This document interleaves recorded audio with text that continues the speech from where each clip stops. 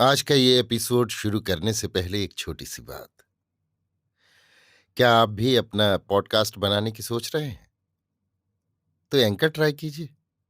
ये पॉडकास्ट बनाने का सबसे आसान तरीका है। नंबर एक, ये फ्री है।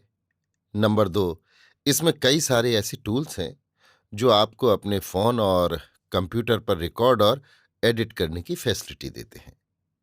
नंबर तीन, आप अपने पॉडकास्ट को डिस्ट्रीब्यूट भी कर सकते हैं, जिससे इसे स्पॉटिफाई और दूसरे प्लेटफॉर्म पर सुना जा सके।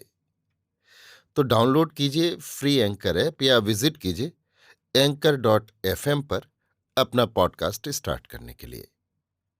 ये तो थी एक छोटी सी जानकारी, और अब शुरू करते हैं एपिसोड का सिलसिला।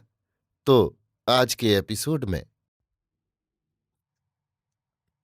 लीजिए सुनिए मुंशी प्रेमचंद के लिखे उपन्यास वरदान का भाग 6, डिप्टी श्यामाचरण, मेरी यानी समीर गोस्वामी की आवाज में। डिप्टी श्यामाचरण की धाक सारे नगर में छाई हुई थी। नगर में कोई ऐसा हाकिम न था जिसकी लोग इतनी प्रतिष्ठा करते हों। इसका कारण कुछ तो ये था कि वे स्वभाव के मिलनसार और सहनशील थे, और कुछ ये कि उत्कोच यानी रिश्वत से उन्हें बड़ी घृणा थी। न्याय विचार ऐसी सूक्ष्मता से करते थे कि 10-12 वर्ष के भीतर कदाचित उनके 2 ही 4 फैसलों की अपील हुई होगी। अंग्रेजी का एक अक्षर न जानते थे, परंतु बैरिस्टरों और वकीलों को भी उनकी नैतिक पहुंच और सूक्ष्मदर्शिता पर आश्चर्य होता था। स्वभाव में स्वाधीनता कूट कूट कर भरी थी। घर और न्यायालय के अतिरिक्त किसी ने उन्हें और कहीं आते जाते नहीं देखा। मुंशी शालिग्राम जब तक जीवित थे, या यों कहिए कि वर्तमान थे, तब तक कभी कभी चित्त विनोदार्थ उनके यहाँ चले जाते थे। जब से वे लुप्त हो गए, डिप्टी साहब ने घर छोड़कर हिलने की शपथ कर ली। कई वर्ष हुए, एक बार कलेक्टर साहब को सलाम करने गए थे। खानसामा ने कहा, साहब स्नान कर रहे हैं। 2 घंटे तक बरामदे में एक मोढ़े पर बैठे प्रतीक्षा करते रहे। तदनंतर साहब बहादुर हाथ में एक टेनिस बैट लिए हुए निकले और बोले, बाबू साहब, हमको खेद है कि आपको हमारी बाट देखनी पड़ी। मुझे आज अवकाश नहीं है। क्लब घर जाना है, आप फिर कभी आवें। ये सुनकर उन्होंने साहब बहादुर को सलाम किया और इतनी सी बात पर फिर किसी अंग्रेज की भेंट को न गए। वंश प्रतिष्ठा और आत्मगौरव पर उन्हें बड़ा अभिमान था। वे बड़े ही रसिक पुरुष थे। उनकी बातें हास्य से पूर्ण होती थीं।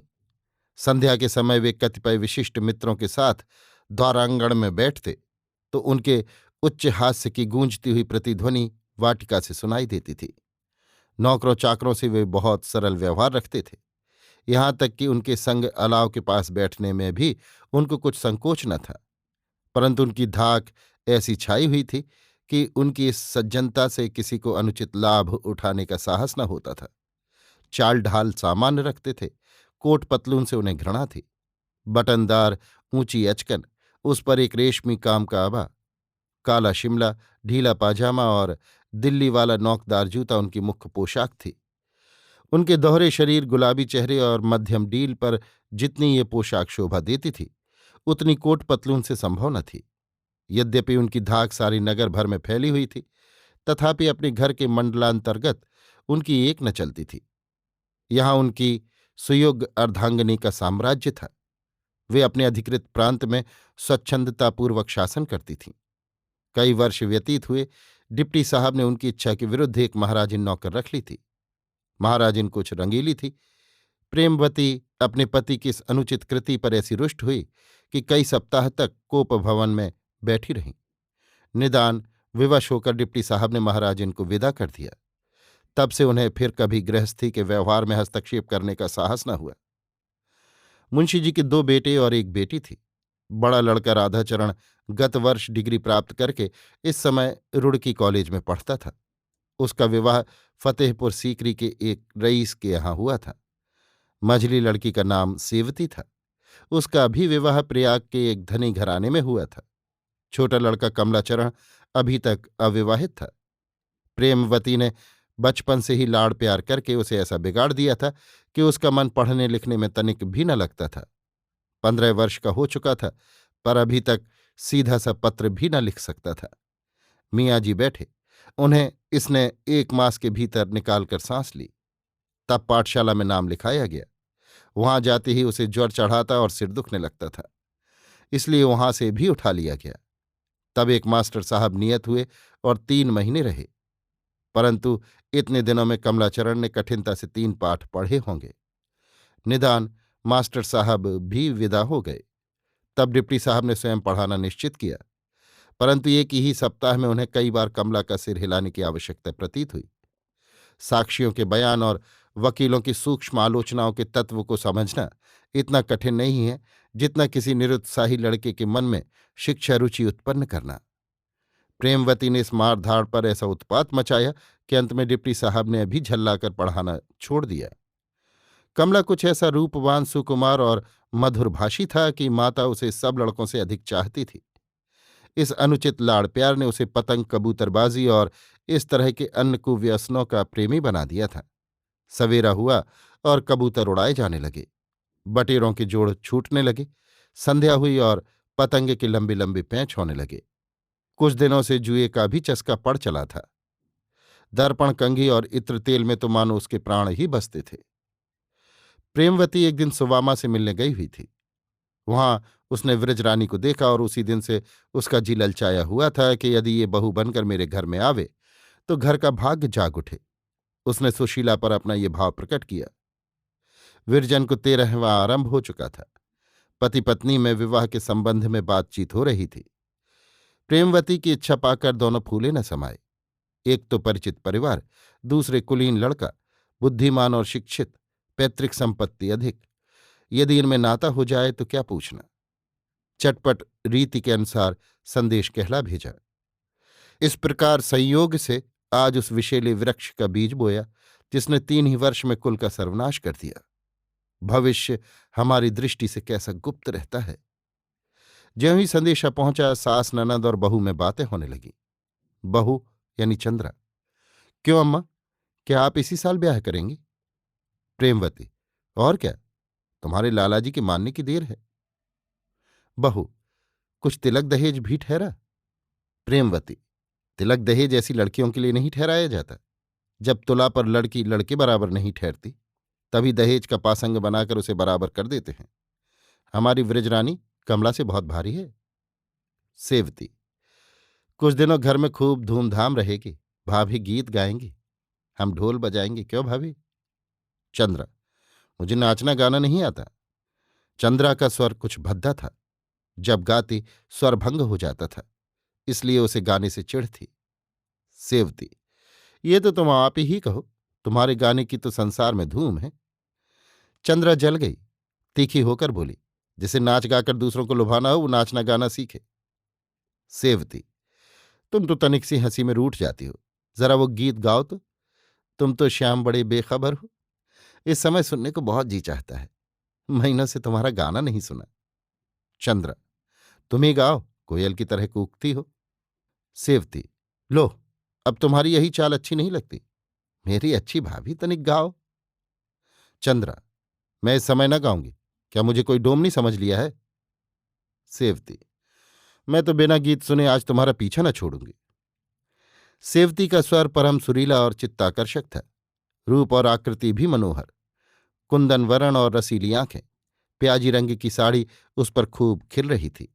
वो आप ही आप गुनगुनाने लगी: तुम तो श्याम बड़े बेखबर हो, तुम तो श्याम, आप तो श्याम पियो दूध के कुल्हड़, मेरी तो पानी पे गुजर, पानी पे गुजर हो, तुम तो श्याम बड़े बेखबर हो। दूध के कुल्हड़ पर वो हंस पड़ी। प्रेमवती भी मुस्कुराई, परंतु चंद्रा रुष्ट हो गई। बोली: बिना हंसी की हंसी हमें नहीं भाती, इसमें हंसने की क्या बात है?